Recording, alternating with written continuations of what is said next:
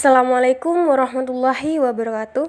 Selamat sore semua. Kami dari kelompok 4 akan menjelaskan materi mengenai dampak konflik dalam mata kuliah manajemen konflik yang diampu oleh Ibu Dr. Hajjah Rusdiana Naflia MPDI. Sebelum memasuki materi, perkenalkan diri kami.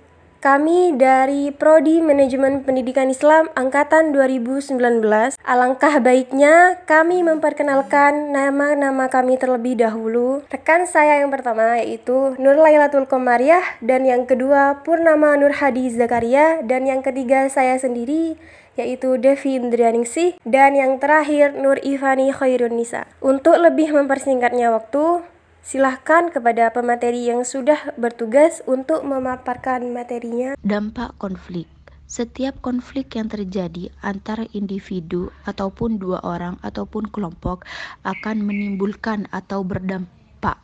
Nah, dampak ini terjadi secara langsung ataupun tidak langsung. Dampak secara langsung merupakan dampak yang secara langsung dirasakan oleh pihak pribadi ataupun pihak yang terlibat dalam konflik.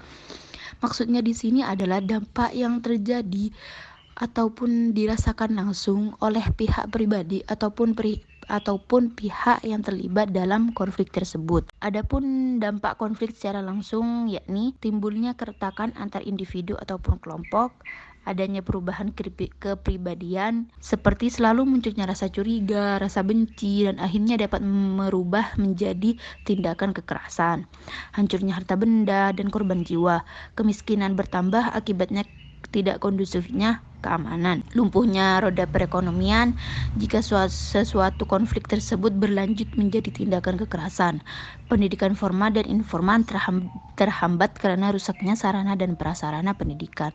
Nah, jadi suatu dampak yang kita rasakan secara langsung ataupun suatu dampak yang terlihat langsung oleh kita akibat konflik tersebut, maka itu yang namanya dampak konflik secara langsung. Nah, dampak konflik yang tidak langsung ini akan dijelaskan oleh teman saya berikutnya. Terima kasih. Dampak konflik tidak langsung.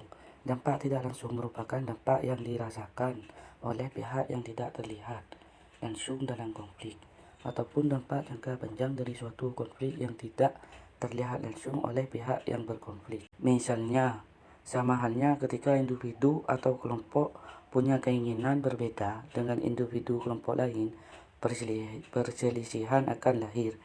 Perselisihan tersebut bisa berujung pada konflik jika tak terdamaikan. Dampak positif dari konflik yaitu: pertama, menimbulkan kemampuan introspeksi diri. Pihak yang berkonflik dapat mengetahui sebab-sebab terjadi konflik sehingga menjadi suatu pembelajaran bagi dirinya untuk memperbaiki diri. Yang kedua, meningkatkan kinerja. Konflik dapat menjadi cambuk sehingga menyebabkan peningkatan kinerja.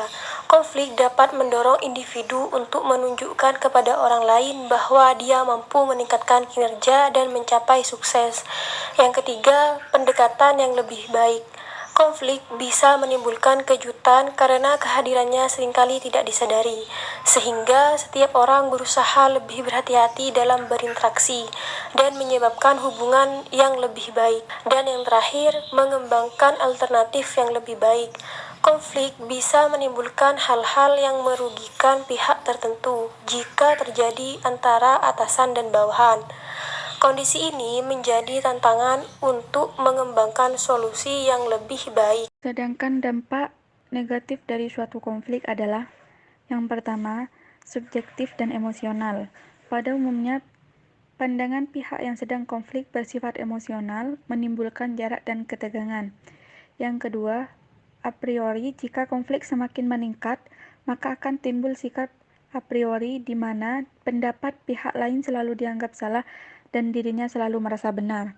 Yang ketiga, saling menjatuhkan. Konflik yang berkelanjutan bisa mengakibatkan saling membenci, yang ujungnya dapat mendorong individu melakukan tindakan yang kurang terpuji untuk menjatuhkan lawan. Misalnya, memfitnah, menghambat, dan mengadu. Yang keempat, konflik yang berkepanjangan dapat menurunkan kinerja akibat stres, terjadi ketidakseimbangan fisik dan psikis. Yang kelima, frustasi. Hal ini terjadi jika pihak-pihak yang terlibat dalam konflik memiliki mental yang lemah. Meskipun ada dampak positifnya, tentu kita juga tidak mau berharap timbul konflik sosial di sekitar kita. Oleh karena itu, mari kita sama-sama pelihara keharmonisan hubungan dengan sesama, baik di lingkungan keluarga ataupun di lingkungan masyarakat.